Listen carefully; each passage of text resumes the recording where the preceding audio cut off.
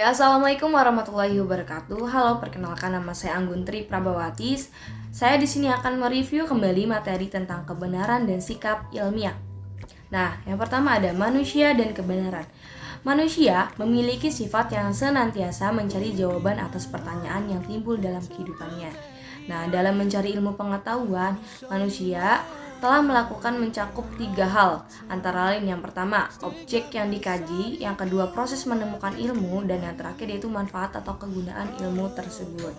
Nah, yang kedua, sini ada teori kebenaran. Nah, teori kebenaran di sini ada 3 ya teman-teman. Baik, yang pertama kita bahas satu persatu. Teori korespondensi. Nah, apa sih teori korespondensi? Nah, yaitu adalah teori yang menyatakan bahwa kebenaran adalah kesesuaian antara pikiran dan kenyataan. Teori. Nah, yang kedua ada teori koherensi atau konsisten. Teori ini menyatakan bahwa suatu kebenaran adalah koherensi dan arti tidak kontradiktif pada saat kebersamaan antara dua atau lebih logika. Yang terakhir adalah teori pragmatisme. Teori ini berpandangan bahwa kebenaran diukur dari kegunaan, dapat dikerjakan dan pengaruhnya memuaskan. Oke, selanjutnya di sini ada sikap ilmiah ya teman-teman ya. Nah, sikap ilmiah ini merupakan sikap yang harus ada pada diri seseorang ilmuwan atau akademik ketika menghadapi persoalan-persoalan ilmiah. Nah, sikap-sikap ilmiah yang dimaksud itu, yang pertama ada sikap skeptis, yang kedua ada sikap ingin tahu, dan sikap presis, sikap terbuka, sikap objektif, sikap rela menghargai karya orang, sikap berani mempertahankan kebenaran, sikap menjangkau ke depan. Oke, baik, selanjutnya yaitu ilmu pengetahuan ya teman-teman. Nah, apa sih ilmu pengetahuan? Pengetahuan adalah pembentukan pemikiran asosiatif yang menghubungkan atau menjalin sebuah pikiran dengan kenyataan atau dengan pikiran lain berdasarkan pengalaman yang berulang-ulang tanpa pemahaman mengenai kausalitas sebab akibat yang hakiki dan universal. Sementara ilmu sendiri mempunyai arti akumulasi pengetahuan yang menjalankan kausalitas atau hubungan sebab akibat dari suatu objek menurut metode-metode tertentu yang merupakan satu kesatuan sistematis. Nah, dapat disimpulkan bahwa pengetahuan bukan hanya ilmu, tetapi pengetahuan merupakan bahan utama bagi ilmu. Oke, baik, selanjutnya ada berpikir ilmiah. Nah, yang pertama ada hakikat berpikir ilmiah.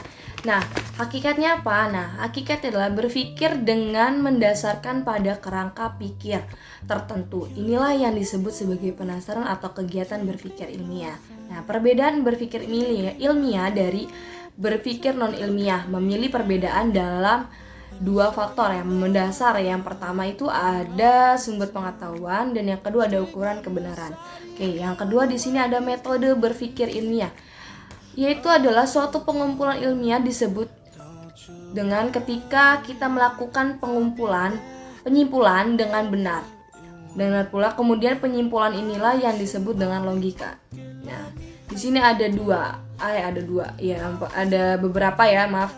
Nah, yang pertama ada metode induksi. Metode induksi ini adalah suatu cara penganalisis ilmiah yang bergerak dari hal-hal yang bersifat khusus menuju pada hal yang bersifat umum.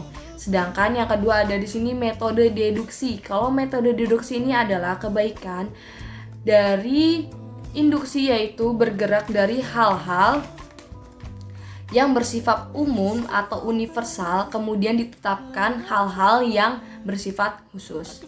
Oke, yang terakhir ada langkah-langkah berpikir ilmiah. Langkah-langkah dalam berpikir ilmiah di sini ada 5 ya teman-teman. Oke, yang pertama apa? Merumuskan masalah, dan yang kedua merumuskan hipotesis, yang ketiga mengumpulkan data, yang keempat menguji hipotesis, dan yang terakhir merumuskan kesimpulan. Oke, baik teman-teman, selanjutnya di sini ada berpikir sistematik. Nah, di sini ada 3: berpikir sistematik, alur berpikir sistematik, langkah penerapan berpikir sistemik.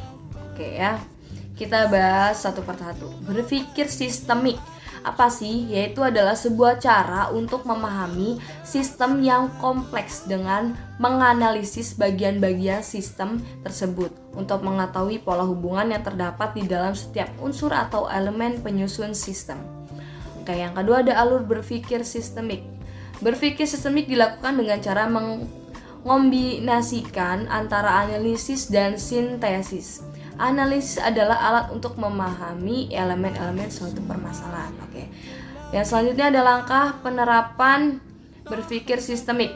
Nah, ada 2 langkah dalam menerapkan berpikir sistemik. Yang pertama adalah kita mendaftar dan menemukan elemen-elemen permasalahan yang ada. Dan yang kedua, menemukan tema atau pola umumnya. Oke, baik. Mungkin itu saja yang dapat saya sampaikan. Kurang lebihnya mohon maaf. Wassalamualaikum warahmatullahi wabarakatuh.